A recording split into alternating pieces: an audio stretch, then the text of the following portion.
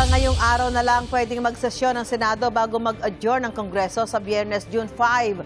Sa Hulyo na ang balik sesyon. Pero 2 araw nang hindi pumapasok sa sesyon ang majority na pinamumunuan ni Senate President Alan Peter Cayetano, kaya pinagre-resign na siya ng Senate minority.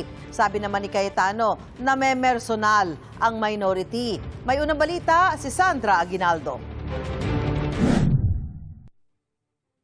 Senate President Alan Peter Cayetano should resign as he has shown that he cannot function as the leader of the Senate anymore. Yan ang panawagan ng minorya sa ikalawang araw ng di pagsipot ng mayorya sa sesyon ng Senado. Giit ng minorya sa kanilang joint statement, nilabag umano ang Rule 14, Section 41 ng Senate Rules, kung saan dapat kumonsulta sa majority leader at minority leader ang Senate President kung pagpapaliban ng sesyon. This is not merely a procedural lapse. It is a direct violation of the rules of the Senate and a serious disrespect for the institution and the Filipino people. Alas 3 ng hapon dapat ang simula ng sesyon pero walang nagpakitang majority senator sa plenaryo. Bandang 3:19 p.m., nag-Facebook Live si Senate President Alan Peter Cayetano. May hamon si Cayetano sa minorya. Kung may sapat na numero na raw sila na 13 senador, bababa na siya bilang Senate President. Sabi ko naman sa inyo, no? Pumili tayo ng 13, I'm ready to go anytime, any day. Basta't may 13 na. Show me 13, wala nang problema. Ipinaliwanag din ni Cayetano kung bakit wala ang 11 majority senators sa sesyon. Aniya, paraan ito para hindi maapektuhan ang trabaho ng mga komite ng Senado, partikular ang Blue Ribbon Committee na nakatakdang magsagawa ng pagdinig sa flood control scandal sa Huwebes. Ginamit nila yung parliamentary tool na walk out para po hindi matuloy ang pag-change ng rules. So ngayon po ang majority, ginagamit din po ang rules sa tama, morally, legally, to ensure na hindi agawin ang mga committees para po matuloy ang hearing ng Blue Ribbon sa Thursday. Sa kanilang press conference, itinanggi ng minorya na hinaadlangan nila ang pagdinig ng Blue Ribbon. Abuse po yan ng sinasabi niyang parliamentary rules ng Senado. Hindi po namin hinahadlangan magpatuloy ang anumang pagdinig ng komite basta nasa tamang paraan. Muli ring iginiit ng minorya ang anilay mga panukalang hindi makausad dahil walang sesyon, gaya ng anti-hospital detention bill. Sa lahat ng nasa ospital na yon, na mga mahihirap natin mamamayan na hino-hostage ng ospital dahil di makabayad, kasalanan ni Alan Cayetano yan dahil ipapasa na sana namin ang batas na yan. Umapila ang minority senators sa mga kasamahan nila sa mayorya na magpakita na sila sa sesyon. Ako naniniwala, hindi naman lahat sa majority ay mga loko-loko. No?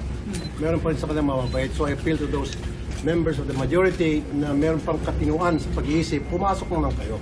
Every day, ang Senate gumagastos ng 25 million sa kuryente, sa utilities, sa sweldo, pero walang session nangyari.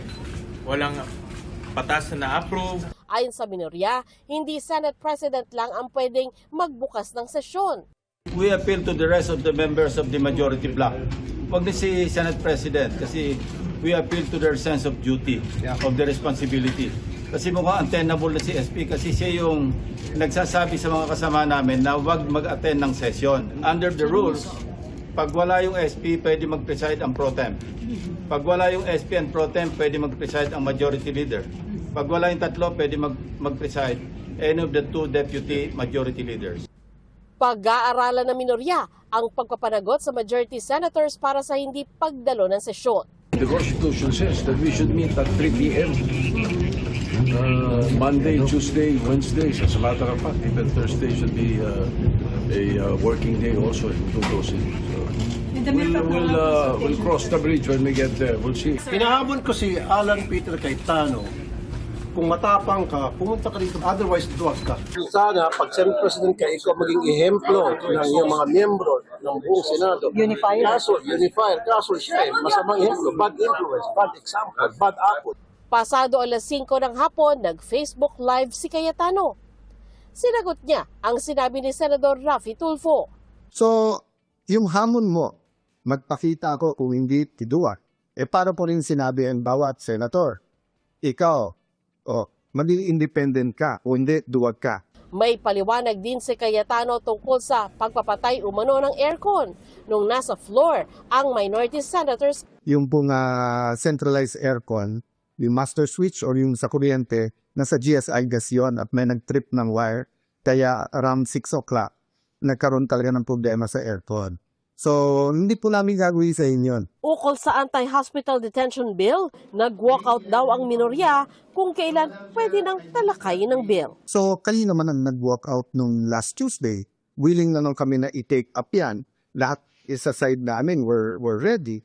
So, wag yung i-whiskey bintang one-sided. Dagdag ni Cayetano, pinepersonal umano siya. I've always treated you well, whether I'm close to you or not, whether you're in the minority, majority, and I will continue to treat all of you well. But kayo ang namimersonal. So let me ask the 11 majority who's asking me to resign up. Kahit na isa chorus, binigyan mo ako ng chance. Inibitahan din ni Cayetano ang mga taga-minorya na makipagpulong sa kanila kaugnay sa mga agam-agam sa pagdinig ng Blue Ribbon sa Huwebes. Sinabi ni Senador Erwin Tulfo, bukas sila na magpunta sa hearing sa Huwebes. Pero pag-usapan natin sino-sino magkukumpos yan. Okay, dapat balance. Merong mga member ng minority, huwag yung puro majority. Inilantad din ni Tulfo ang 4 na kasamahan nila sa minorya na sinuyo umano para tumalon sa mayorya. Yes, kinakausap namin. Sumanib na kayo dito sa amin. Ganon din naman po sila, Miss Vicky. May kinakausap silang 4 sa amin na sumanib sa kanila. Sino po yung 4 na kinakausap mula po sa inyo? Sa minority po, ito po, sa minority po, kinakausap po nila, gusto po nila na lumipat po si Senator Lapid, si Senator JB, kami pong magkapatid na Tulfo Brothers na sumama po sa majority. Inoferan din po kami ng komite. Lumipat po kaming 4 para ika nga, ilan sila dati? 13 para maging 17 po sila plus 4. Hindi naman po kami pumayag. At kaugnay naman sa mga taga-mayorya na sinusuyo para lumipat sa minorya. Mga senior members po namin ng mga may kausap po doon, mga kaibigan naman po nila, nakasama. Tama po yun, si Senator Jinggoy na, pare baka gusto mo lumipat na dito sa amin. Yung pong isa sa alam ko na kinakausap, si Senadora Lore, kinakausap din. Dahil magkakaibigan naman po yan, magkakasama sila 17th, 18th, 19th Congress. So, magbabarkada na po yan. Nagkaiba lang po ng bakod. Ito ang unang balita. Sandra Aguinaldo, GMA News.